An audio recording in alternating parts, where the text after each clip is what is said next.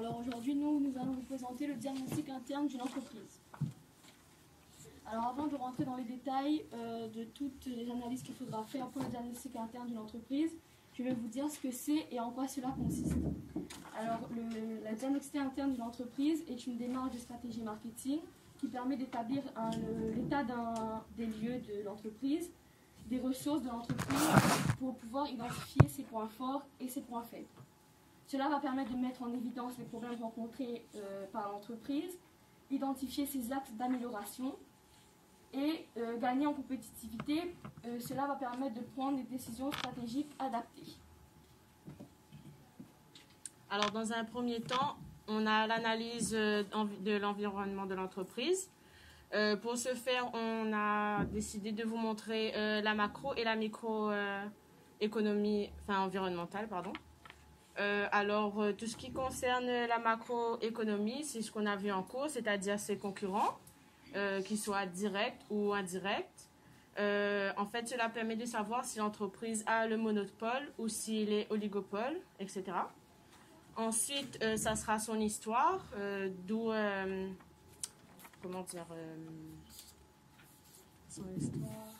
ce sera son histoire, son secteur d'activité pour voir ils vendent quoi, etc. Sa cible ou encore sa situation géographique. Ensuite, pour la microéconomie, en fait, c'est tout ce qui concerne la promotion, c'est-à-dire les pubs, les places pour la localisation, les produits pour voir le volume qu'ils vendent, son prix pour la rentabilité, la marge, la cohérence, le calcul prévisionnel et les charges. Ensuite, vous aurez aussi les ressources humaines, c'est-à-dire les salariés et leurs qualifications, le marketing et aussi la charte graphique. Après avoir analysé l'environnement de l'entreprise, nous allons analyser les différentes ressources dont dispose l'entreprise. Nous avons analysé les ressources humaines. Il y a deux facteurs à prendre en compte dans les ressources humaines. Il y a le facteur quantitatif, c'est-à-dire le nombre d'effectifs total, la répartition selon les critères, le sexe, l'âge, la fonction, le département, etc. Et cela permet d'évaluer les besoins internes de l'entreprise. Par exemple, nous allons prendre un exemple concret. Chez Sephora, leurs employés, eux, ils ont beaucoup d'employés parce qu'ils sont implantés à l'international, partout en France et à l'international. Du coup, ça fait beaucoup de ressources humaines. Et ils ont des employés de tout âge, hommes, femmes, venant du monde entier. Et il y a le facteur qualitatif, c'est-à-dire les compétences du personnel, ses expériences, son savoir-faire, son niveau d'expertise. Il faut savoir que Sephora a une école exprès, pour donner l'exemple. Sephora, eux, ils ont opté pour une école spécialisée pour pouvoir former directement ses futurs employés.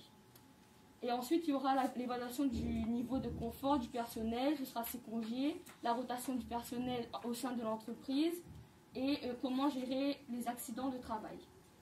Ensuite, nous avons analysé les ressources matérielles, ce sont les équipements dont dispose l'entreprise pour pouvoir fonctionner. Ce sont les bâtiments, où ils se situent, comment sont bâtis leurs établissements, leurs outils, leurs appareils, leurs instruments, leurs produits. Est-ce que ce sont des produits innovants? Est-ce que ce sont des produits de bas prix, de haut de gamme, etc. Et cela permet à l'entreprise de fonctionner correctement et cela permet également de déterminer la productivité et la compétitivité de l'entreprise. Alors, pour l'analyse des ressources immatérielles, en fait, c'est tout ce qui concerne les brevets, les licences et l'image de marque. Et en fait, c'est à ne pas confondre avec l'actif incorporel. En fait, c'est les ressources immatérielles d'une entreprise qui sont dans les ressources non durables et non dénombrables, qui ont un impact décisif dans la production de biens et de services tels que les compétences, les connaissances accumulées par l'entreprise, etc. Alors ensuite, nous allons analyser la matrice SWOT. La matrice SWOT va mettre en avant les forces, les faiblesses, les menaces et les opportunités de l'entreprise. Mais cela veut dire quoi? En fait, les forces, ce sont les caractéristiques de l'entreprise qui lui donnent de l'avantage par rapport à la concurrence. Contrairement à ses faiblesses qui vont lui désavantager par rapport à la concurrence. Ensuite, ces opportunités sont liées aux forces et ce sont des éléments de l'environnement que l'entreprise peut tourner à son avantage, contrairement aux menaces qui sont des éléments de l'environnement qui pourraient causer problème au bon fonctionnement de l'entreprise.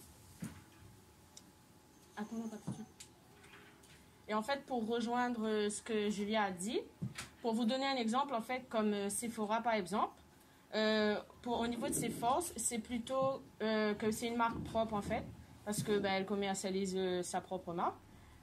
C'est un concept original. En fait, elle fait des campagnes publicitaires aussi, et c'est un point de beauté. Ensuite, au niveau des faiblesses, c'est qu'il a un concept plutôt paradoxal et qu'il est adapté au niveau international aux usages. Au niveau de ses opportunités, c'est qu'elle suit la nouvelle tendance. Elle a des nouveaux produits à chaque fois. Et en fait, elle émerge dans différents pays.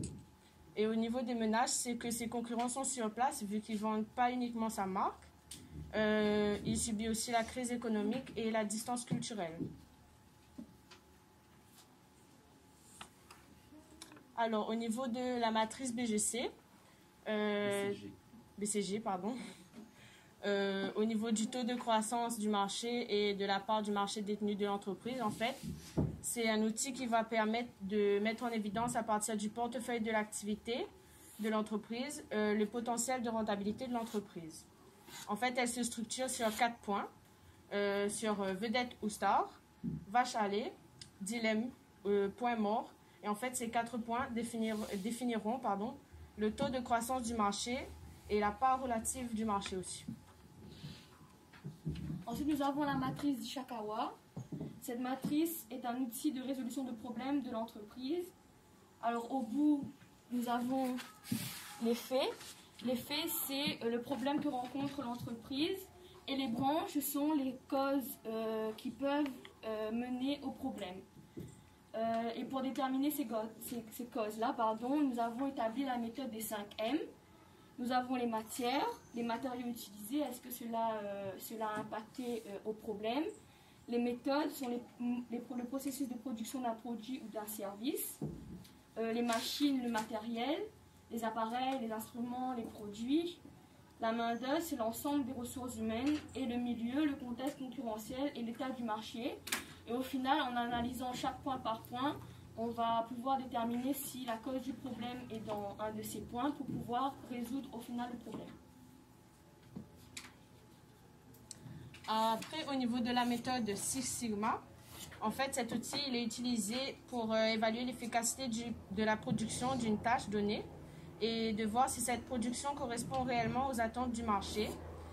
Cette méthode, en fait, elle va vous permettre de réduire des défauts de processus de fabrication et de service, d'améliorer le rendement et la performance, atteindre les standards Six Sigma, ce qui pourrait signifier avoir plus de parts de marché.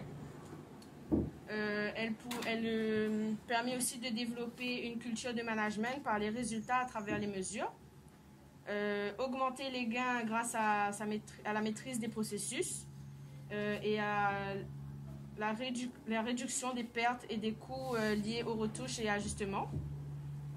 Et ça permet aussi d'améliorer la satisfaction du client. Et en fait, comme là c'est en anglais, je vais vous définir en fait ce qui est écrit. Le premier contrôle, c'est piloter, ça c'est définir, mesurer, analyser et améliorer. Attends, on revient un coup dessus avant. Voilà, parce que j'ai oublié un point, c'est l'analyse des ressources financières. Et en fait, l'analyse des ressources financières, c'est tout ce qui concerne la trésorerie, la capacité de financement et les capitaux propres. En fait, l'analyse financière va permettre de porter un jugement sur la santé d'une entreprise, notamment en matière de solvabilité et de rentabilité. On utilise notamment l'analyse financière dans les projets visant à racheter une entreprise ou lorsque l'on souhaite ouvrir son capital à de nouveaux investisseurs. Alors pour conclure, le diagnostic interne de l'entreprise va regrouper différents points à l'intérieur de l'entreprise. pour pouvoir mener à bien, pour pouvoir améliorer, on va dire, le fonctionnement de l'entreprise. Voilà.